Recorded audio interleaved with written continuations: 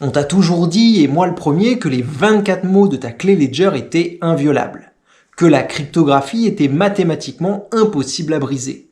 Et c'est vrai, pour un ordinateur classique. Mais au moment où je te parle, dans des laboratoires ultra sécurisés, certains gouvernements sont déjà en train de donner naissance à l'ordinateur quantique du futur. Et avec le quantique, plus aucune limite n'est impossible. Là où une machine actuelle mettrait des milliards d'années à deviner votre clé privée, avec un ordinateur quantique, on pourrait le faire en seulement quelques minutes. Alors, est-ce que le Bitcoin est condamné à s'effondrer avec l'émergence des supercalculateurs de Google et IBM? Ou est-ce que le réseau a déjà une longueur d'avance et se prépare à cette attaque? C'est ce qu'on va découvrir aujourd'hui, alors bienvenue sur S'émanciper. Revenons en 2019, là où tout a commencé. À ce moment-là, et pour la première fois, des chercheurs de Google publient un article dans la revue Nature. Leur ordinateur quantique, qu'ils appellent Sycamore, vient d'accomplir un calcul en seulement 200 secondes. Un calcul qui aurait pris, selon leurs estimations, 10 000 ans au supercalculateur le plus puissant du monde. 10 000 ans, réalisé en seulement 200 secondes. À ce moment-là, la presse a titré « La suprématie quantique est enfin atteinte ». Et dans les forums Bitcoin, dans les groupes Telegram, les conversations entre les développeurs, une question a alors ressurgi. Une question qui avait disparu depuis, mais qui est revenue à ce moment-là. Est-ce que l'informatique quantique va finir par tuer Bitcoin? Je vais être honnête avec toi, c'est l'épisode le plus complexe techniquement que j'ai préparé depuis le début de cette série. Pas parce que la réponse est inaccessible, bien au contraire, mais parce que pour répondre honnêtement, il faut déjà distinguer ce qui est réel de ce qui est de la science-fiction. Et également faire le point sur ce qui menace vraiment Bitcoin. Ou alors ce qui fait juste peur sur le papier. Et pour ça, il va déjà falloir que je t'explique la différence entre un ordinateur quantique et un ordinateur classique. Parce que ces deux modèles sont radicalement différents. Prends un téléphone par exemple, ou ton ordinateur si tu préfères, ton laptop. Les serveurs de Google, etc. Tous ces appareils que tu utilises tous les jours fonctionnent avec des bits. Un bit, c'est la plus petite unité d'information possible. Un bit, c'est soit 0 ou 1, allumé ou éteint, vrai ou faux. Toute l'informatique moderne repose sur des milliards de ces interrupteurs microscopiques et qui basculent du jour au lendemain entre l'un ou l'autre de ces états. Un ordinateur quantique, lui, il fonctionne avec des qubits. Et un qubit a une propriété qui n'existe pas dans le monde classique. C'est ce qu'on appelle la superposition. Mais laisse-moi t'expliquer ça. Imagine une pièce de monnaie. Dans le monde classique, elle est soit pile, soit face. C'est un bit ou l'autre. Mais dans le monde quantique, pendant que la pièce tourne en l'air, et avant d'atterrir, elle est simultanément pile et face. Les deux états coexistent en même temps. C'est ce qu'on appelle la superposition quantique. Un qubit peut donc être simultanément 0 et 1. Et c'est là que ça devient puissant, car si tu as deux qubits en superposition, ils peuvent représenter simultanément 4 états. 00, 01, 10 et 11. Avec 3 qubits, tu obtiens 8 états. Avec 10 qubits, tu obtiens 1024 états simultanément. Et avec 300 qubits, plus d'états simultanés que d'atomes dans l'univers observable. C'est pour te donner une ordre d'idée, parce que tu vois, c'est quand même assez complexe cette histoire. Et tout ça, ça signifie qu'un ordinateur quantique suffisamment puissant pourrait en théorie explorer simultanément un nombre astronomique de solutions à un problème, là où un ordinateur classique doit les tester une par une. Mais même si c'est puissant, et c'est là que ça devient crucial, cette puissance ne s'applique pas à tous les problèmes de façon égale.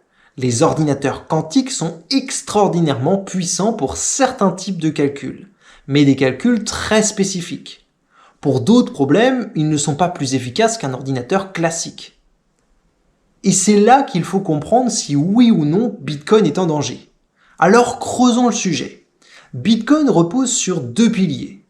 Des piliers cryptographiques et qui sont distincts.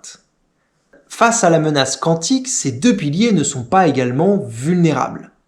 C'est une distinction que beaucoup de gens ratent quand ils parlent de ce sujet et qui change complètement l'évaluation du risque réel. Le premier pilier, c'est le SHA 256, qu'on appelle aussi la preuve de travail. SHA 256, c'est la fonction de hachage que j'ai mentionnée dans l'épisode sur Bitmain. C'est l'algorithme que tous les ASIC calculent en permanence pour pouvoir valider les blocs de Bitcoin. C'est aussi l'algorithme qui génère les adresses Bitcoin à partir des clés publiques. SHA 256 est ce qu'on appelle une fonction à sens unique. Tu peux facilement calculer le résultat à partir d'une entrée, mais tu ne peux pas remonter le résultat jusqu'à l'entrée. Oui, c'est un peu complexe, mais pour t'expliquer, je vais prendre l'exemple du hachoir à viande. Tu peux hacher de la viande en la mettant dans le hachoir, mais tu ne peux pas, à terme, reconstituer le steak. Et face à SHA 256, l'algorithme de Grover, le principal algorithme quantique qui attaque les fonctions de hachage, offre une accélération. Mais cette accélération, elle est quantique, pas exponentielle. Ce qui signifie qu'un ordinateur quantique divise par 2 le nombre de bits de sécurité qui sont à la base effectifs. En gros, SHA 256, c'est 256 bits de sécurité. Avec un ordinateur quantique, ça devient 1028 bits effectifs. Mais 1028 bits de sécurité, c'est déjà énorme. C'est encore considéré aujourd'hui comme robuste. Et la communauté cryptographique estime que 128 bits de sécurité sont largement suffisants pour résister à toute forme d'attaque prévisible, quantique ou classique pour plusieurs décennies. Verdict, SHA 256 est vulnérable en théorie, mais la marge de sécurité est pour le moment suffisante. Une mise à jour vers SHA 512 serait possible si cela devient nécessaire à terme, mais pour le moment, c'est pas forcément très urgent. Le deuxième pilier de Bitcoin, c'est le CDSA, et ce qu'on appelle la protection des clés privées. C'est là que la situation devient quand même beaucoup plus sérieuse et beaucoup plus menaçante pour Bitcoin. En effet, Bitcoin utilise un algorithme appelé ECDSA, Elliptic Cover Digital Signature Algorithm, pour protéger ses clés privées. Quand tu envoies des bitcoins, tu signes la transaction avec ta clé privée. Cette signature prouve que tu es bien le propriétaire de tes bitcoins, sans pour autant révéler la clé en question. La sécurité de l'ECDSA repose donc sur un problème mathématique appelé l'algorithme discret sur les courbes elliptiques. Oui, ça fait beaucoup de termes complexes, mais à nouveau, j'essaie de vulgariser au maximum. En termes simples, ça veut dire qu'il est facile de calculer une clé publique à partir d'une clé privée, mais mathématiquement impossible pour un ordinateur classique de faire l'inverse. Pourtant, pour un ordinateur quantique qui pourrait être suffisamment puissant, ça pourrait ne pas être totalement impossible. L'algorithme de Shor, le principal algorithme quantique qui attaque la cryptographie à clé publique, peut résoudre le logarithme discret en temps polynominal. Oui, il y a la moitié des mots que j'emploie, je ne sais même pas ce que ça veut dire. Mais dans mes recherches, c'est les termes qui ont été employés. En gros, ça signifie qu'un ordinateur quantique suffisamment puissant pourrait, en théorie, mais cela n'a pas encore été prouvé, deviner la clé privée d'une clé à partir d'une clé publique connue. Et dans Bitcoin, ta clé publique, elle est publique justement, elle est visible sur la blockchain, c'est même le concept même de la blockchain, et dès que tu as effectué une transaction depuis ton adresse, on peut voir ton adresse publique. C'est donc en gros le risque principal. Car si ce type d'ordinateur quantique n'existe pas pour le moment mais existe un jour, il serait suffisamment puissant pour retrouver ta clé privée et donc accéder à ton adresse et vider tout ton Bitcoin. Ce qui m'amène à la question centrale. Où on en est vraiment avec l'informatique quantique aujourd'hui? Est-ce que c'est déjà possible? Est-ce que ça le sera demain? Si oui, sous combien de temps? C'est ces questions-là qui vraiment m'ont interrogé en préparant cet épisode. Parce qu'il y a un gouffre considérable entre un ordinateur quantique qui a accompli une démonstration impressionnante en laboratoire et un ordinateur quantique qui peut casser la cryptographie de Bitcoin. Et ça, j'imagine que tu t'en doutes. Alors voilà où on en est réellement. L'ordinateur quantique de Google en 2019, celui qui a fait les gros titres avec ses 200 secondes contre 10 000 ans de calcul, avait 53 qubits. Impressionnant pour une démonstration de principe, mais pour casser ECDSA avec l'algorithme de Shor, les estimations des cryptographes varient entre 1500 et 4000 qubits en logique stable. Car il y a encore un concept que je n'ai pas évoqué sur ce sujet. Les qubits actuels sont ce qu'on appelle des qubits physiques. Ils sont extrêmement fragiles. Ils perdent leur état quantique en quelques microsecondes. Le moindre bruit thermique, le moindre champ électromagnétique environnant, la moindre vibration suffit à détruire l'état quantique. Donc pour obtenir un qubit stable, un qubit qui maintient son état assez longtemps pour faire des calculs utiles et extrêmement complexes, il faudrait alors des dizaines voire des centaines de qubits physiques redondants pour corriger toutes les erreurs. De ce que j'ai compris sur ce sujet, ça voudrait dire qu'il y aurait une partie des qubits qui se sacrifierait pour que les autres puissent continuer à faire les calculs et aboutir à la solution.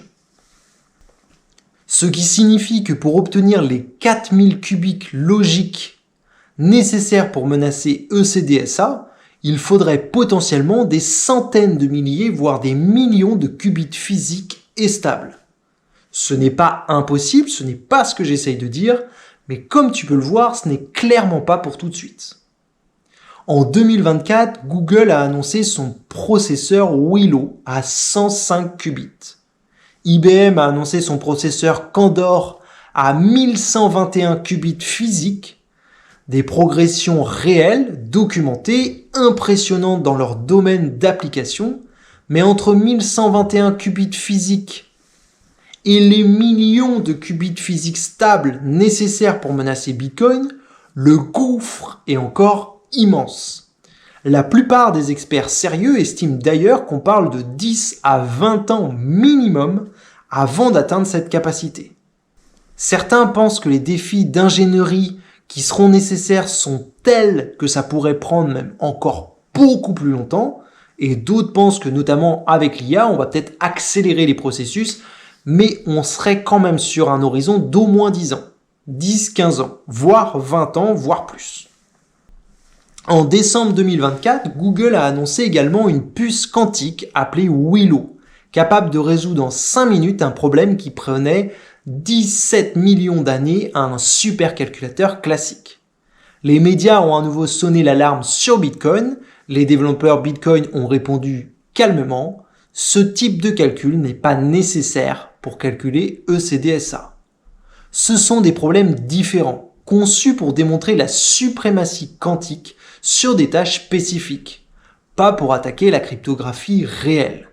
Et la nuance est vraiment importante, car elle est systématiquement perdue dans la couverture médiatique. Bon, je ne t'apprends rien, mais la plupart des médias ne font pas l'effort de la vulgarisation que j'essaye de t'apporter dans cette vidéo. D'autant plus qu'il y a aussi en parallèle une excellente nouvelle. Car pendant ce temps, la communauté Bitcoin, elle, n'est pas restée les bras croisés. Et depuis quelques années maintenant, elle cherche également à se défendre contre le quantique. Elle n'est pas la seule, beaucoup de gens s'y préparent et cherchent des moyens de parer les attaques quantiques. Car le quantique, ça pourrait aussi détruire les algorithmes de défense des banques, il faut le savoir. Et à ce jour, il existe déjà des solutions en théorie qui pourraient résister au quantique. Reste maintenant la question du déploiement de ces solutions et de comment mettre entre guillemets à jour tout ce qui en aura besoin pour se défendre contre le quantique. Car dès la semaine prochaine, si tu me le demandes en commentaire, je me ferai un plaisir de te raconter les solutions qui existent déjà pour protéger Bitcoin du quantique. D'ici là, en tout cas, je te souhaite un bon dimanche et je t'attends donc dans les commentaires.